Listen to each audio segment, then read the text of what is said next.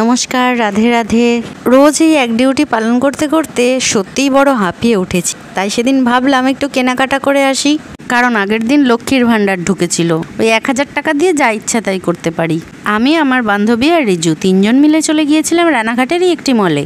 অনেক খুঁজে একটি ড্রেস পছন্দ হলো, আর এটি একটি মাত্রই পিস বাকি ছিল।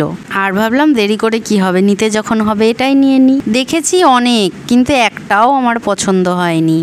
তবে রিজুর অবস্থা হয়ে গিয়েছিল একটু খারাপ, কারণ কি মেয়েদের কেনাকাটা তো শেষ হয় না। আর ও বোর হচ্ছিল দাঁড়িয়ে দাঁড়িয়ে। বিল পে করব, কাউন্টারে দাঁড়িয়ে আছি, এখানে এসেও বলছে এখান থেকে টিস্যু কিনবো। অফারে আছে যখন নেওয়াই যায়।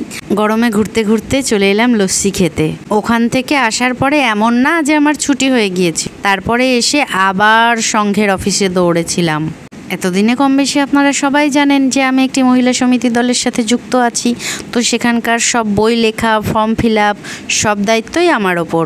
সেই কাজগুলোই বসে বসে মেটাচ্ছিলাম। আর মুখ ঢাকা দিয়েছিলাম, কারণ ওখানে তুলোর কাজ হয়। আর আমার তো ডাস্ট অ্যালার্জির সমস্যা আছে, সেই কারণে মুখে ওড়না পেঁচিয়ে নিয়েছিলাম, যাতে তুলোগুলো নাকের মধ্যে ঢুকে সর্দি না লেগে যায়।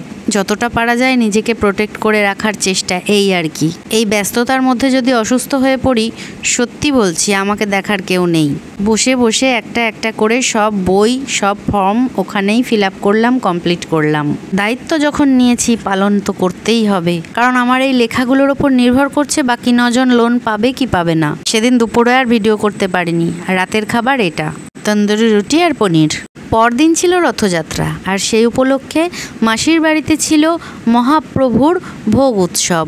পরের দিন অনেক সকালে ছিল রিজুর ভ্যাকসিনের ডেট, তাই আমি যেতে পারিনি। আমি জানি প্রভু আমায় ক্ষমা করে দিয়েছেন, কারণ তিনি জানেন সম্ভব হলে আমি নিশ্চয়ই যেতাম। সেদিন রান্না করেছিলাম খিচুড়ি আর আলু ভাজা। বিকেলে আমরা রেডি হয়ে যাচ্ছিলাম রথ দেখতে, রিজু আর আমি। আর মাঠের ওপর দিয়ে রাস্তাটা সবচেয়ে শর্টকাট হয়।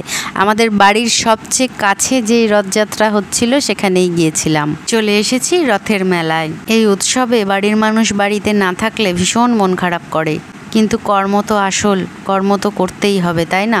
এবার যাব রথের সামনে, যেখানে ভগবান জগন্নাথ দেব অধিষ্ঠান করছেন। ভগবান জগন্নাথ দেব তো আছেন, আর এখানে বিশেষ করে নীলমাধবের বিগ্রহও পূজা করা হয়। আর সবচেয়ে ভালো কথা হলো, আপনি সামনে থেকে গিয়ে মন ভরে পুজো দিতে পারবেন।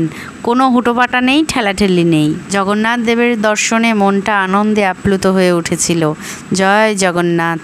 তারপর সেখানেই পুজো দেওয়ার সামগ্রী বিক্রয় হচ্ছিল। পূজার সামগ্রী কিনে রথের সম্মুখে গিয়ে পুজো দিলাম। তবে ছোটবেলায় সকলের সাথে রথের মেলা যাওয়াটা ছিল বেশি সুন্দর। সেই দিনগুলো কোথায় যেন হারিয়ে গেল। তখন পাব্বনি পেতাম বড়দের কাছ থেকে। তারপরে আমাদের ওখানে রথে ঘুড়ি ওড়ে, অনেক ঘুড়ি ধরতাম। সেই ঘুড়িগুলো বিক্রি করতাম, করে পয়সা নিয়ে রথের মেলায় যেতাম। সেই দিনগুলোই অনেক সুন্দর ছিল। পূজা দিয়ে চরণামৃত গ্রহণ করলাম। আমি প্রসাদ নেব, তারপরে তো আসবো। রিজু আমাকে বারবার পেছন থেকে বলছে তাড়াতাড়ি চলো, আমি এখন মেলা ঘুরবো। আমি বললাম দাঁড়া, এইমাত্র তো এলাম, মেলা ঘুরিস, আগে ভালো করে দর্শন করতে দে।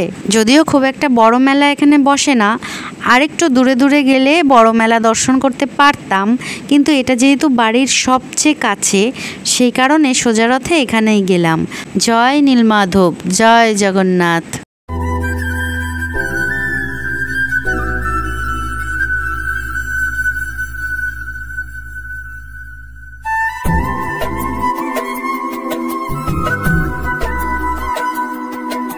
মেলায় বসেছিল ঘুগনি, ফুচকা, জিলিপি, পাঁপড় ভাজা, নানান রকমের খেলনার দোকান, আইসক্রিম, তার সাথে সাথে চাউমিন এগরোলও ছিল।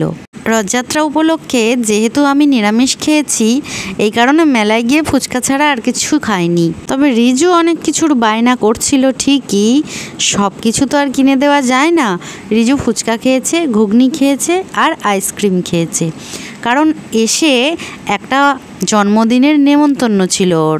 মেলা থেকে যদি পেট ভর্তি করে খেয়ে আসে, তাহলে অনুষ্ঠান বাড়ি গিয়ে তো কিছু খেতেই পারবে না। আজকে আর ভিডিও হয়নি, আবার চলে এলাম পরের দিন।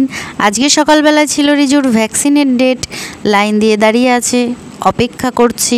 তারপরে ভ্যাকসিনের সময় চলে এলো।